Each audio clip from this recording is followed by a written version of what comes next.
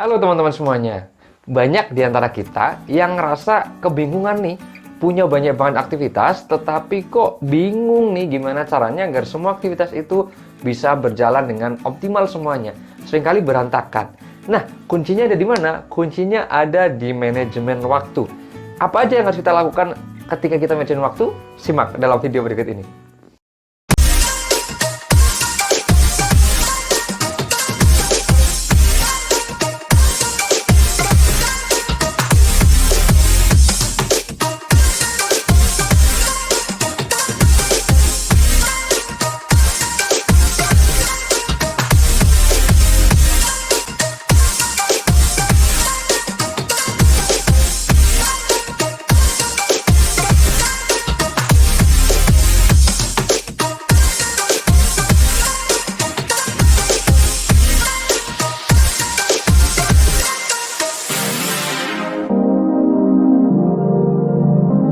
Yap, orang produktif pasti punya banyak kesibukan.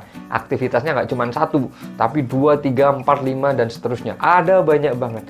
Nah, lantas apa sih rahasianya yang menjadikan mereka kok tetap bisa produktif, semua aktivitasnya berjalan dengan optimal, ya, tidak kemudian berantakan satu sama lain?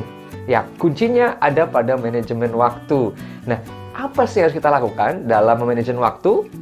Yes, kita akan bahas dalam video kali ini. Yang pertama teman-teman semuanya, ketika kita ingin memanajemen waktu, pastikan teman-teman semuanya harus punya aktivitas, ya. Kenapa? Karena kalau kita nggak punya aktivitas, mana sih? Apa sih akan kita manage? Maka pastikan yang pertama adalah teman-teman harus punya dulu nih aktivitas. Di list dulu. Apa aja nih aktivitas yang akan kita lakukan hari ini, esok, dan seterusnya, ya. Jadi ditulis. Apa saja sih aktivitas-aktivitas penting yang akan saya lakukan? Ini yang pertama, ya, jadi ditulis dulu. Yang kedua adalah setelah kita udah tahu ada banyak ya ternyata aktivitas yang harus kita lakukan. Nah, gimana caranya agar bisa tertata rapi? Setelah kita tulis, kita membuat yang namanya manajemen prioritas. Manajemen prioritas.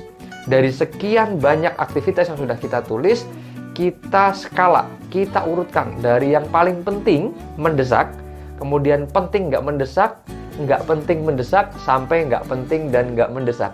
Ya, jadi kita urutkan nih, oh ini harus dikerjakan sekarang juga, nggak bisa tunda-tunda. Ini yang harus saya kerjakan juga, tetapi bisa nanti, besok atau lusa. Ya, ini kemudian hal-hal yang sebenarnya nggak perlu deh aku kerjain, jadi aku hindarin nih. Jadi dengan begitu, aktivitas kita bisa berjalan dengan optimal. Kenapa? Karena kita tahu mana yang harus kita kerjakan duluan, mana yang bisa kita tunda dan akan kita eksekusi nanti. Jadi manajemen prioritas. Dalam bukunya Stephen Covey itu ada 4 kuadran tadi, ya. Penting mendesak, penting nggak mendesak, nggak penting mendesak, dan nggak penting nggak mendesak. Itu yang kedua, ya. Pertama tadi buat list, yang kedua bikin manajemen prioritas. Kemudian yang ketiga yang harus kita lakukan adalah jelas mengeksekusi itu dengan komitmen. Jadi setelah kita sudah membuat tadi list, kemudian kita sudah bikin manajemen prioritas, komitmen. Salah satu bentuk komitmen kita adalah tuliskan agenda-agenda penting kita di dalam kalender kita. Kalau saya biasanya menggunakan Google Calendar yang ada di smartphone. Jadi saya gunakan kalender itu, saya isi agenda saya dari jam sekian sampai jam sekian ini, jam sekian sampai jam sekian ini, termasuk ada alarmnya, sehingga saya akan diingatkan terus. Sebagai bentuk komitmen saya untuk mengeksekusi apa yang sudah saya list, aktivitas-aktivitas tadi, dengan manajemen prioritas yang sudah saya bangun. Nah, dengan begitu kita akan ingat, oh sekarang harus ini, habis ini, habis ini, dan seterusnya. Ini yang ketiga, eksekusi dengan penuh komitmen, ya, setiap aktivitas yang sudah kita tuliskan dan sudah kita bangun prioritasnya. Kemudian yang keempat apa teman-teman semuanya?